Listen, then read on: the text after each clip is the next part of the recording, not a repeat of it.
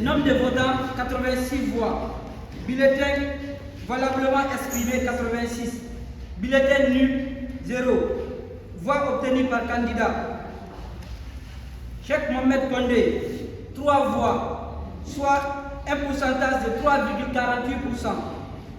Mohamed Sall, 17 voix, soit un pourcentage de 19,76%. Ella Sidiki Kaba, 27 voix, soit un pourcentage de 31,39%. Et Siedou Mariko Sidibé, 39 voix.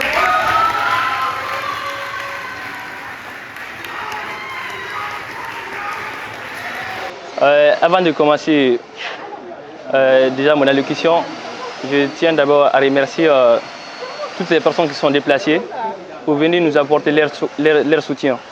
La victoire elle est collective, c'est l'étudiant guinéen qui gagne.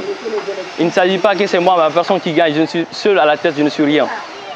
J'appelle d'abord à l'intention de tous les étudiants de la République de Guinée de s'y mettre, de croire à nous. Seuls nous pourrons faire l'affaire.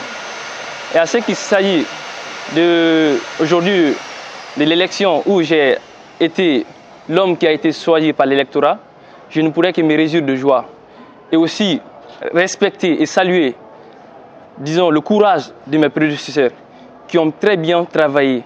Tout ce que je peux dire, que nous, ensemble, que nous essayons de promouvoir l'excellence. Seulement l'excellence pourrait permettre à ces pays d'être au seuil du développement, que nous bannisons la médiocrité au sein de nos institutions d'enseignement. La Guinée est une famille. Les étudiants ne sont plus qu'une famille. Ensemble, nous irons très loin.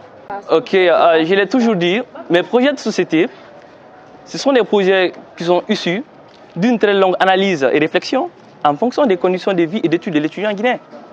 Nous ne sommes pas là pour faire des projets en document, pour venir relater. Nos projets sont en fonction des conditions de vie de l'étudiant guinéen.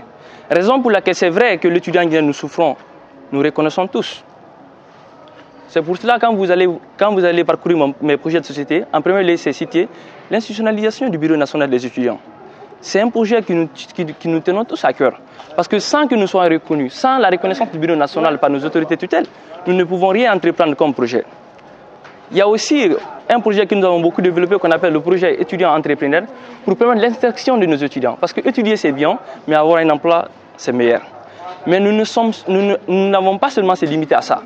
Parce que nous les étudiants, un étudiant ne se limite seulement pas à l'université. Un étudiant, c'est une personne qui a du temps, qui peut proposer des solutions concrètes face aux problèmes qui gangrènent dans sa société. Raison pour laquelle dans mes projets de société, ça figure en des lieux, l'implication des étudiants dans l'autosuffisance alimentaire.